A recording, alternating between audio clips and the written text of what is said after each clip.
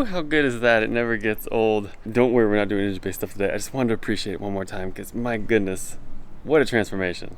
And I think the shiny guy's staying for now. So that's where we're gonna leave this. Let's get on the interior. We got some stuff to take care of in there. But first I better hook the battery up because we need a little bit of electricity. Ooh, limit brake auto. Boom! We're on the interior. And why are we on the interior? I got something here special. Got a new steering wheel. This old guy, ratty, tatty, faded, totally wore out Momo, I believe. I got some new hotness. Check this out. Oh baby, we're going blue bling on this thing. Figure just tie in with the spark plug wires and put this hog on there. That's hot, right? I probably can strip that black spray paint off the spokes and get it full chrome bling, but I'm really pumped on this. Let's get it on the car and see how it looks. All right, so that is full troll mode. This just happens to be what could turn out to be one of my most epic deals off of Yahoo. I do think these type of wheels are cool. I used to have a Mazora green, like flip-floppy paint steering wheel like this, and when I got rid of my JZX 100, it went with the car, and like I've kind of always regretted it since. So to find one of these again, I love it. I'm really stoked on it. But the reason I actually bought it is for what's attached here. This is a, as the seller noted, a DC2 steering hub boss, and the important part is those yellow bits in there. That is for the SRS, the safety restraint system, because for shotgun you need the functioning lights on the dash. If you had an airbag equipped car from the factory, you either need an airbag steering wheel or you need to make sure the lights flash on and flash off. I'll show you what's going on right now. Okay, so with the key in the car, of course, beep, beep, beep. There we go. You see the SRS light lit up? That should turn off automatically after a few seconds of turning the key. And as long as that comes on and then turns off, boom, you're good to go for shotgun, at least in that aspect. But this car, it has some unknown aftermarket hub on there, probably for like, you know, an early non-ABS model or something like that. So the ABS stuff has been removed. The actual clock spring is in the dash. So I just need to investigate what's going on here because I need that SRS light to turn on and turn off. And so here is the other gamble to this whole thing. The steering shaft that it mounts to here, I believe on this 1998 model year, it could be two different sizes. So basically I just need to make sure this steering hub is gonna fit the steering shaft, or if I need to order something else completely. And while we're at it, you know we're gonna test fit some steering wheels because as it just turns out, I have a really good selection here to choose from. So let's just get into getting this stuff figured out.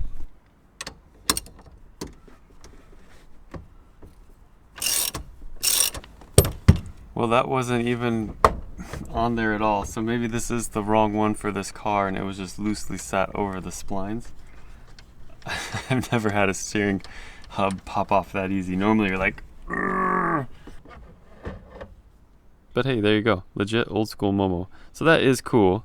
Is that really from July of 1993? I don't know about that, but I might need to take a course in like recovering old steering wheels because the amount of these that I come across, it'd be cool to be able to save a couple.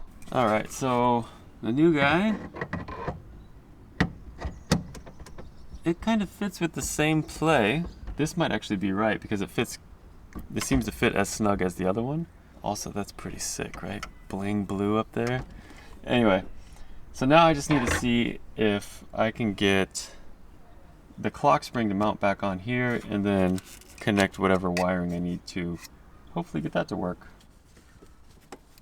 With no screws on there, the plastics came apart real easy.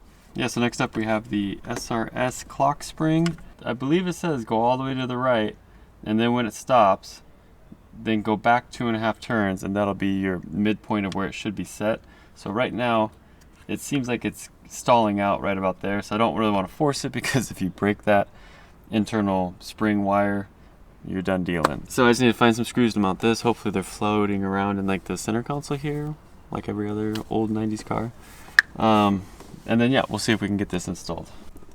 All right, put it out there and the center console provides. So if I can find 3 that look the same, those might be my guys. These look radio-ish, but I'm gonna roll with these guys, I think. Come on, baby. Down here. Oh, here's a, look at that. Got an old, what is that, Omamori? Like a little protection. So yeah, this one is really old. I think these technically, expire after 1 year. So by getting rid of this, I don't think it's gonna be bad luck. So we do have the wiring down below. Is that the right routing? That might be it, or it might go. This is all experimentation. Next up, somebody outdid themselves and used the wrong bolts on here. That's awesome. These bolts are so smashed in there tight that this is just too deep to even grab it. Come on, people. Some good old needle nose jammed and pinched really hard, got them to break free. Definitely need to get the spray paint off this. That baby's gonna be hot. So with that off, I should be able to slide this cover up, exposing the wiring that somebody did not want to use.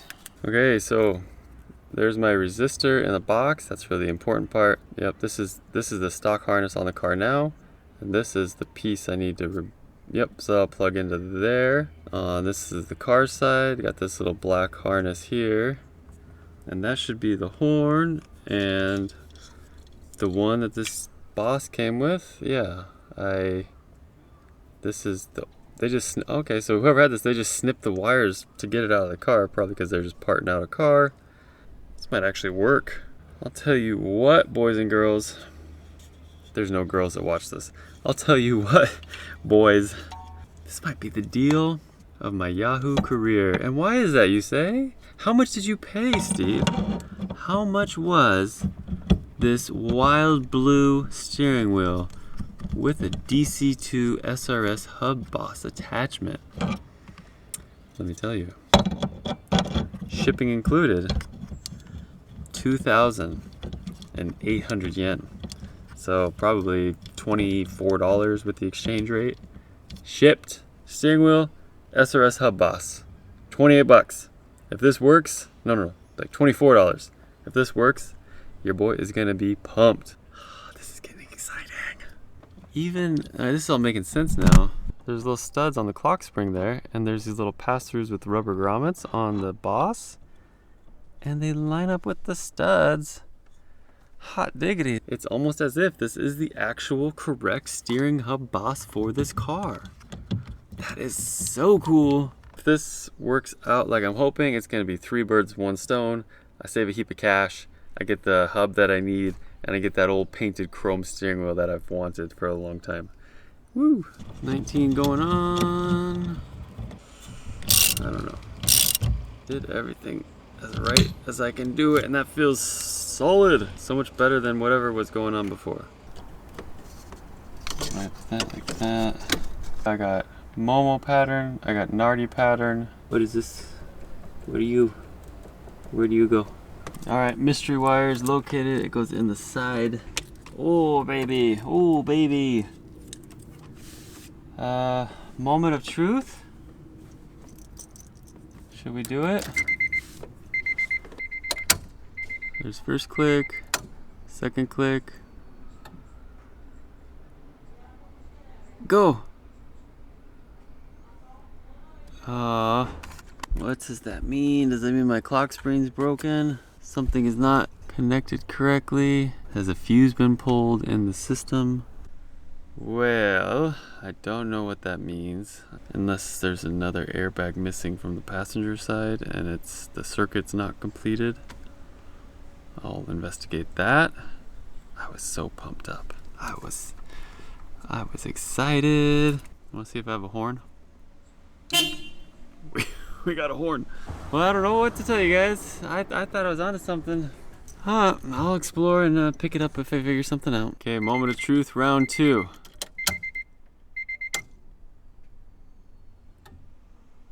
Go!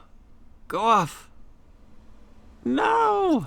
Alright, so I really thought I had it that time. I checked all the fuses and they were all good, so then I googled like how does the SRS work, and it said like all your safety components should be, connected, which made me think, oh, maybe the seatbelt is disconnected. And yes, it was disconnected. So I reconnected it and I thought that was gonna be it, but apparently it's not. So I'm gonna check the passenger seat. I don't think there's actually a signal for that seat belt. The passenger airbag is intact and it's still plugged in. So I don't know where the brake in the circuit is right now. All right, so the process continues, and it seems like the SRS is like a DTC error code, so it's gonna stay there until you reset it. I thought it would just kind of like self-learn, run the check, and automatically reset. So I'm gonna try and reset it. I found the procedure on a helpful little YouTube video. So apparently there's this part of the SRS harness that it just goes into a dummy slot, and you pull that out. It's got 2 pins, 2 prongs, obviously.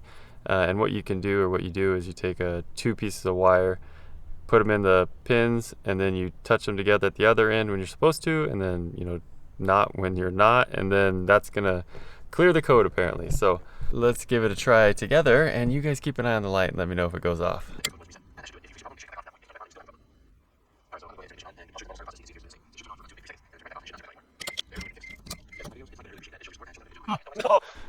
Yeah, we did it, guys.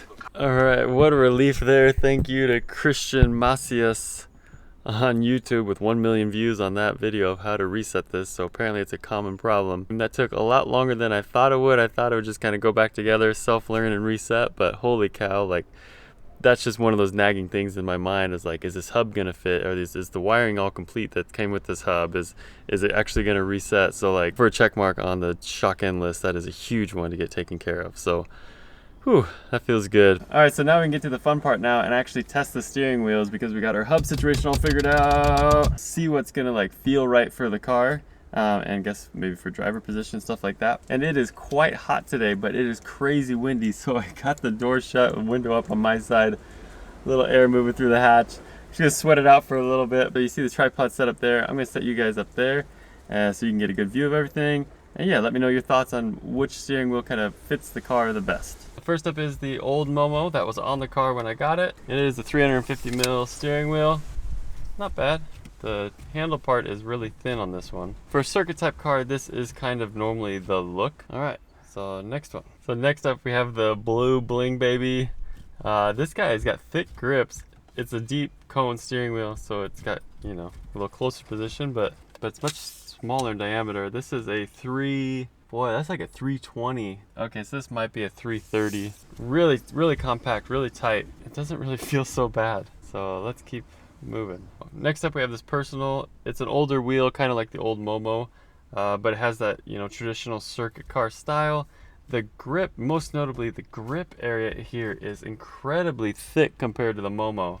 You know, as like a driving wheel, this actually feels like more sturdy. You got something to hang on to. You have your big deep thumb pockets there, so you can do your, you know, turn wah. But this one is about a 340 mil, 345 maybe, and actually the size probably feels the most natural so far. All right, so next up we have a deep cone Momo. I'm not sure the exact model, but it is an extremely deep cone here. It's like 10 centimeters swept back. This is extremely deep. Size wise, this is like a 325, maybe a 330. But this feels more natural because you have the even distance, you know, kind of the even shaped spokes like Nardi's. You still have your thumb holds, you know, that actually look like they got some use. If you're doing circuity driving, then this kind of blocks your full grip right there. So it feels like this Momo is just a hair deeper and bigger than this blue bling guy here. I think if I was in a drift car, I would really enjoy this steering wheel. Like, it feels like as a drift steering wheel should. Good hand clearance, wheels spinning, nice and, you know, centered on the circle, not off-centered. So, and last but not least, we got the good old Nardi Classic. This is a 360 mil wheel. It's right on par with the Momos for like how thick the grips are. So that feels the same. I've always ran Nardi, so I'm really used to this feeling here with the thumb hold. That feels really good to me. It's got, you know, textures on the whole back way around. This to me is kind of like always my default pick. It being a larger diameter wheel, you can see through it better, and you'll have more leverage when turning. Right now you can still reach your wipers and your blinkers no problem. So yeah, there's the Nardi. All right, so there you have it. Which wheel should I pick? What wheel should I go with? But I must confess, the Personal and the Momo, they are not mine. They're going off to my dude, Dan86 or Die. I'll put Instagram in here. Dude loves 8.6s, obviously by the name. I asked his permission if I could test fit these because I had the others and I just kind of wanted to get like a wide range of looks and feels, so I really appreciate you, Dan. Thank you for letting me test it. But yeah, if you guys want to get your own wheels, hit me up, nerdgold.jp, nerdgoldjp, or the website is www.nerdgold.jp. There's a contact form on there if you're not on Instagram, so it'll just send me an email and we can get you taken care of. So if you want to support your car build and support the channel, I'd be happy to help you out. nerdgoldjp, hit me up. Alright, so enough of the commercial, but I do really appreciate all your guys' support. Orders have picked up since doing YouTube. Buying parts through Nerd Gold really goes straight back into the channel, so I do appreciate that. So I thought the steering wheel test would really like give me some clarity and like confirm kind of what I wanted to do. But I really just found stuff I liked in each wheel, and I guess it just kind of muddied the waters in a way. Obviously the Momo was on the car. I'm going to leave it on the car for now while it just sits here unused. The Nardi I've just had through the years, so like it's not going anywhere. This is what I was planning on using just because it's like the best wheel I have and I do like it. But like for, you know, matching the looks of the car, maybe this is not it. I don't know. I just really do enjoy the feel of Nardis. They're incredibly like sturdy feeling. If you've used a cheap, we'll just say made in China steering wheel, the metal and everything feels really flimsy and weak on them. Nardis just feel solid, and that's probably one of my favorite things about it. But this blue guy, it's incredibly small, and I thought, you know, it's just kind of a joke of a wheel I could hang on the wall, but I kind of have some ideas for this now that maybe we'll see in the future come to life. This thing kind of sneakily stole my heart. I do really love it. So apologies, I'm gonna wrap it up there. I wanted to get more done, and you know, getting videos out every couple days, you're kind of, you know, limited on what you can get done, if that makes sense. I spent a lot of time working on something else that I'm missing parts for. I couldn't get the parts for, and then I didn't realize this hub boss was gonna like actually work out. I thought this was gonna be more of like a put it on and then like realize I don't have stuff I need and then just move on to the next thing. So I'm really happy to get the SRS stuff figured out and get this hub mounted up and stuff like that. So it was a huge win. Not a ton of like work progress, but hey, you know, it's just like that sometimes. When I move on to different parts of the car, as I work my way around the car, like repairing everything in kind of one area, I just have to explore and figure out what's going on. And then that kind of lets me set up the game plan going forward for that. So next time we might be on the underside of the car, trying to pick out a few things there. And again, like figure out what's going on and what is going to work so we know where to move forward. So apologies if this felt like a really filler episode. It really wasn't. I did a bunch of like on camera but not used work that couldn't be used in this episode, and then, you know, like I said, I had huge success with the steering wheel stuff, so blah blah blah. Anyway, we'll catch you guys in the next one. Take care, much love, be well.